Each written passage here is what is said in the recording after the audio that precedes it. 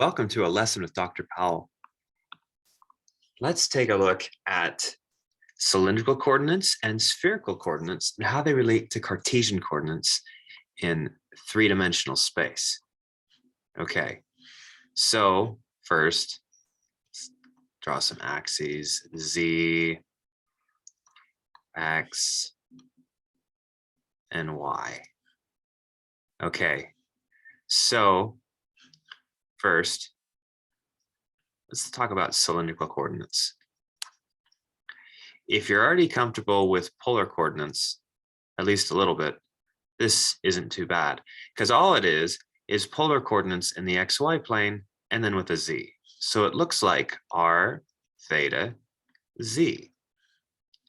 So for instance, if I have a point,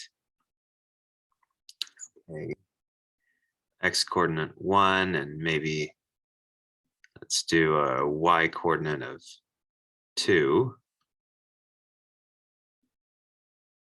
and then maybe a Z coordinate of 1 right here. Okay. So in Cartesian coordinates, that's going to look like 1, 2, and 1. All right. Now, to convert it to cylindrical coordinates, the Z value just stays the same. Then you just have to change the 1, 2 to be in polar coordinates. And so what that is, we just need a length here, which we can just using the Pythagorean theorem with 1 and 2. So that's the square root of 1 squared plus 2 squared, which should be square root of 5. So, so then we end up getting square root of 5 for our R value. And then for our theta value, this is just the angle made from the positive x-axis going this way, kind of clockwise. And we can figure that out simply by using an inverse trig function, maybe an inverse cosine function, say, or even inverse tangent function in this case, because it's just a small angle here. But in general, let's use inverse cosine. So we can do what goes in here is the inverse cosine of the adjacent would be 1, and that's over the hypotenuse, which is root 5. Okay, so we have just successfully converted the point 1, 2, 1 into cylindrical coordinates. Usually we do this one step at a time. We move from Cartesian, which is what we just had, which was 1, 2, 1. And then you move to the next type of coordinate system, cylindrical. And here we change to square root of 5, cosine inverse of 1 over square root of 5, and 1. Okay. And then next, we're going to move to spherical coordinates. And when you're converting, often it's nice to have cylindrical as being the go-between guy between spherical and Cartesian. Kind of helps things make more sense if you go one step at a time from Cartesian to cylindrical. Cylindrical wasn't too bad. It was just polar coordinates down here in the XY plane, and then an extra Z for altitude. So it's polar and altitude.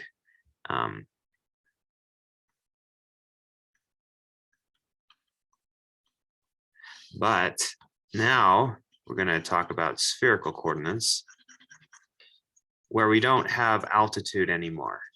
We're going to convert altitude to an angle. And instead of having R, we're going to have the distance from the origin. All right. So right now we have R, theta, Z, and we're going to change this up so that we have rho. That's a Greek letter, rho, theta, So look, theta stays the same. Notice that z stayed the same here. Now this time, theta stays the same. So you always have one thing the same. If you go from Cartesian to cylindrical, z was the same. Now from cylindrical to spherical, theta will be the same. Then we're going to replace z with phi, an angle phi. So we need to know what these different entities are: rho, theta, and phi,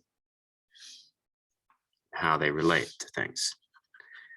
So again, theta is the exact same. Theta is just this angle made right here.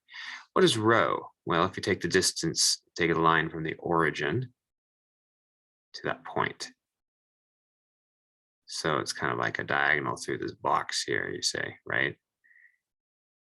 So right there. So that's the distance from the origin. And what is phi? Well, phi is this angle right in here.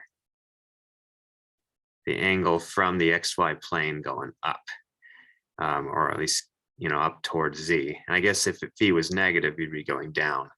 So this is the angle toward the positive Z axis from the XY plane. In this case, phi would be a positive value going upward.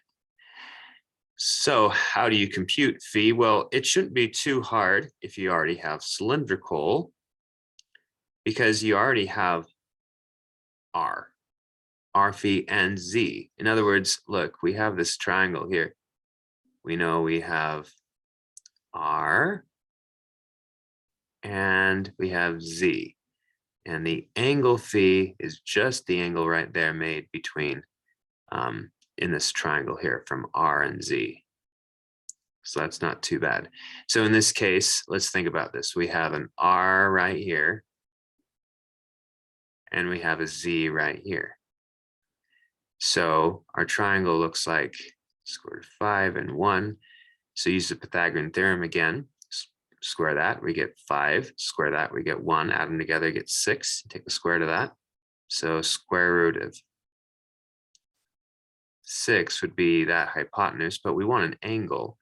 So to get the angle phi, again, we could use inverse cosine. I kind of like inverse cosine. We could have been inverse tangent as well, but let's do inverse cosine here because I'm just feeling like cosine for some reason here. So we have square root of 5 over square root of 6. So that would be cosine inverse of square root of 5 over square root of 6.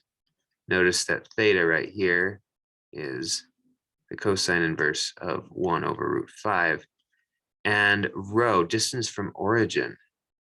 Now this shouldn't be bad. This is actually something we could just jump to even from Cartesian itself if we wanted to. We just find the distance, the length from the line from the origin to that point, which we can by using a 3-dimensional Pythagorean theorem. And that's simply going to be square root of 1 squared plus 2 squared plus 1 squared. So which would be 4, 5, 6, the square root of 6. Distance from the origin is just simply square root of 6. Hey, which we actually already have here. We found it there in that triangle when we did the Pythagorean theorem.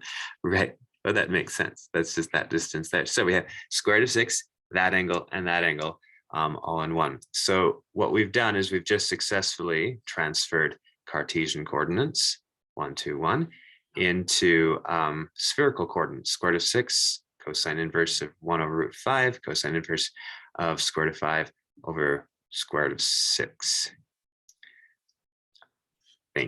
Thank you for watching.